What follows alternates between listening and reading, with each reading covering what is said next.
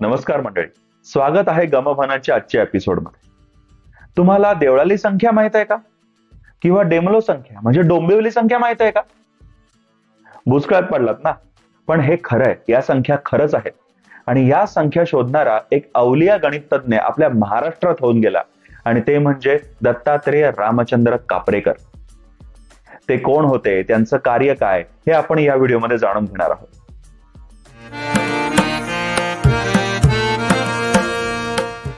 तर दत्तात्रेय रामचंद्र कापरेकर यांना संख्यामालेबद्दल विशेष प्रेम होते, आणि त्याचाच अभ्यास करून, त्याचंच सतत चिंतन करून त्यांनी विविध मजेशीर समीकरणं मांडली आहेत.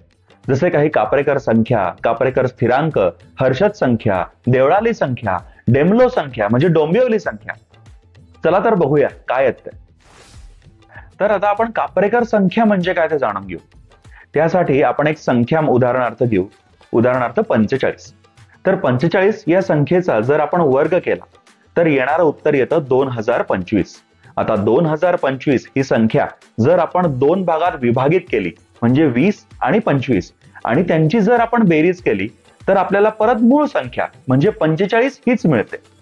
तर 45 ही झाली कापरेकर संख्या. अशाच अनेक अजून वेगवेगळ्या संख्या आहेत.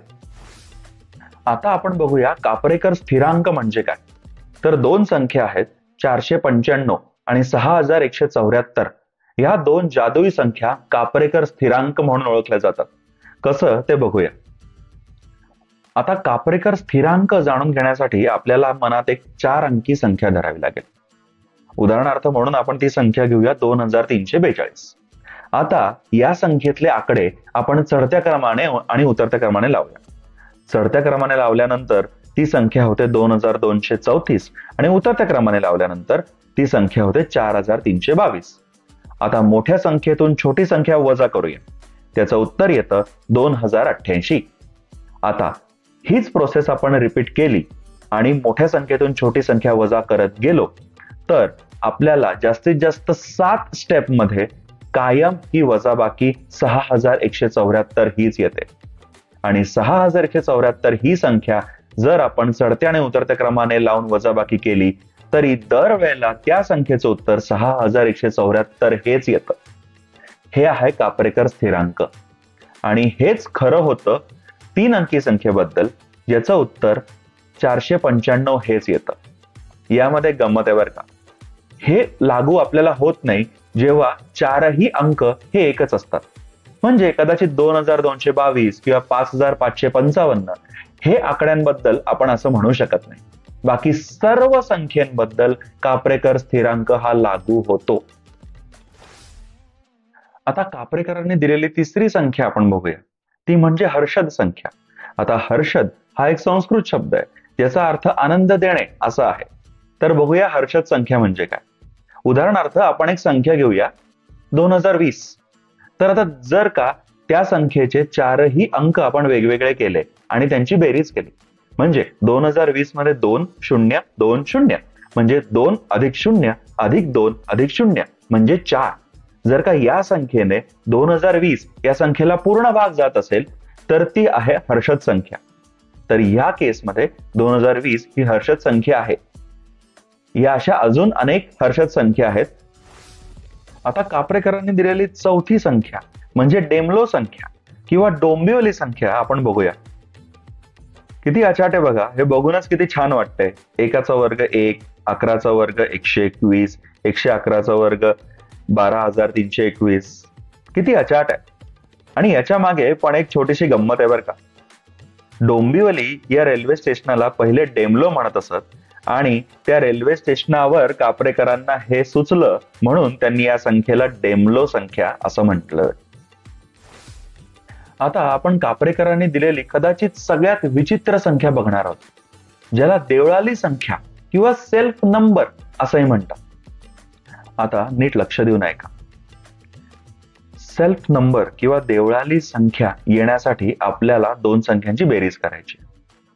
आता उदाहरणार्थ म्हणून आपण 21 हा एक आकडा घेऊ. आता कुठल्याही दोन संख्यांची बेरीज करून 21 आणायचं असेल तर आपल्याला 21 पेक्षा छोटी संख्या घेणं गरजेचं आहे. आता आपण बघूया की अशी कोणती संख्या आहे का की ती संख्या स्वतः प्लस त्याच्यातले 2 अंक यांची तिघांची एकत्रित बेरीज केल्याने 21 येते. बघूया. उदाहरणार्थ म्हणून आपण आकडा घेऊया 18. तर 18 अधिक 1 अधिक 8 म्हणजे 27. हे 21 येत नाही. पण मग अशी कुठली संख्या आहे का की ज्याची बेरीज केल्याने 21 येते? तर आहे. ती संख्या आहे 15. म्हणजे 15 अधिक 1 अधिक 5 म्हणजे 21. तर अशा ज्या काही संख्या आहेत त्या म्हणजे देवळाली संख्या किंवा सेल्फ नंबर्स. तर आता बघूया की कापरेकर कोण होते. तर कापरेकर म्हणजे दत्तात्रेय रामचंद्र कापरेकर यांचा जन्म 17 जानेवारी 1905 रोजी डहाणू येथे झाला. त्यांनी फर्ग्युसन कॉलेज पुणे येथून BA मॅथमॅटिक्स ही पदवी घेतली आणि अख्खं आयुष्य एक शाळा शिक्षक म्हणून व्यतीत केलं. त्यांना गणितात आणि संख्यामालेत विशेष रस होता, म्हणून ते तासनतास त्याच्या चिंतनात आणि अभ्यासात घालवत आणि म्हणूनच या सर्व संख्या त्यांनी स्वतः एकट्याने शोधलेल्या आहेत. आणि त्याचसाठी त्यांना wrangler RP Paranjpe mathematical prize हे पण मिळालं होतं. पण या इतक्या प्रतिभावान व्यक्तीला खरं नावलौकिक कधी मिळालंच नाही. 1986 मध्ये त्यांच्या मृत्यूनंतर थोडीफार मान्यता मिळाली, ती सुद्धा रिक्रिएशनल मॅथमॅटिक्स म्हणजे मनोरंजनीय गणितात. खरं सांगायचं तर प्रत्येक भारतीयाला, निदान प्रत्येक मराठी माणसाला त्यांच्याबद्दल माहिती पाहिजे. म्हणूनच आम्ही हा व्हिडिओ करायचा ठरवला. कापरेकर सरांचा आणि कापरेकर संख्यांचा अभ्यास करताना आम्ही सुद्धा चाट पडलो होतो. म्हणूनच सांगतो, तुमच्या प्रत्येक मराठी स्नेहीपर्यंत हा व्हिडिओ नक्की पोहोचवा.